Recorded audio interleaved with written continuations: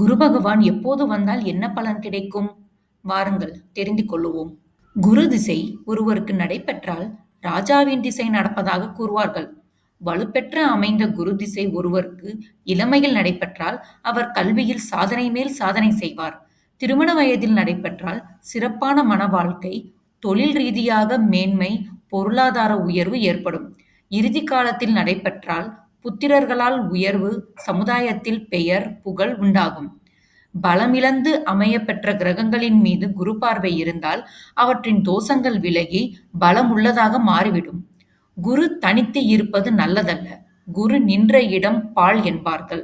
அதுவே குரு கிரக சேர்க்கையுடன் அமைந்தால் அந்த இடம் பலம் வாய்ந்ததாக மாறுகிறது. ஒருவர் ஜாதகத்தில் எந்த தோஷம் இருந்தாலும் குரு பார்வை பட்டால் அந்த தோஷம் நீங்கும் என்பார்கள்.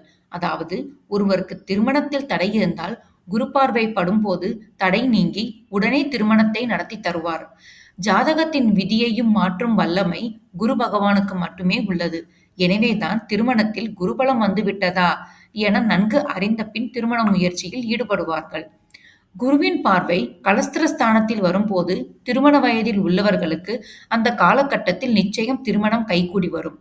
அதுபோல குரு பகவானின் பார்வை புத்திரஸ்தானத்தில் இருந்தால் அந்த ஜாதகக்காரருக்கு அந்த குரு பெயர்ச்சி காலத்தில் குழந்தை செல்வம் கிடைக்கும். குரு பகவான் 1ஆம் இடத்தில் இருந்தால் நீண்ட ஆயுள் மற்றும் செல்வம் கிடைக்கும். 2ஆம் இடத்தில் இருந்தால் அரசு வேலை கிடைக்கும். 3ஆம் இடத்தில் இருந்தால் உடன் பிறப்புகளால் உதவி கிடைக்கும். 4ஆம் இடத்தில் இருந்தால் வீடு வாகன யோகம் கிடைக்கும்.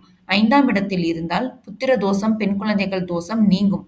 6ஆம் இடத்தில் இருந்தால் பிரச்சனை இல்லாத வாழ்வு மலரும். 7ஆம் இடத்தில் இருந்தால் நல்ல வாழ்க்கை துணை அமையும். 8ஆம் இடத்தில் இருந்தால் நீண்ட ஆயுள் கிடைக்கும். 9ஆம் இடத்தில் இருந்தால் அள்ளி கொடுப்பார். 10ஆம் இடத்தில் இருந்தால் பதவி மாற்றம் கிடைக்கும். 11ஆம் இடத்தில் இருந்தால் செல்வ நிலையில் உயர்வு உண்டு. 12ஆம் இடத்தில் இருந்தால் சுப விரயம், பெரிய மனிதர்களின் தொடர்புகள் கிடைக்கும். குரு பார்க்க கோடி புண்ணியம் என்பது ஆன்றோர் வாக்கு. எத்தகைய தோஷம் இருந்தாலும் குரு பார்த்தால் விலகிவிடும். இது போன்ற ஆன்மீக தகவல்கள் மேலும் அறிய சேனலை லைக் பண்ணுங்க, ஷேர் பண்ணுங்க, சப்ஸ்கிரைப் பண்ணுங்க.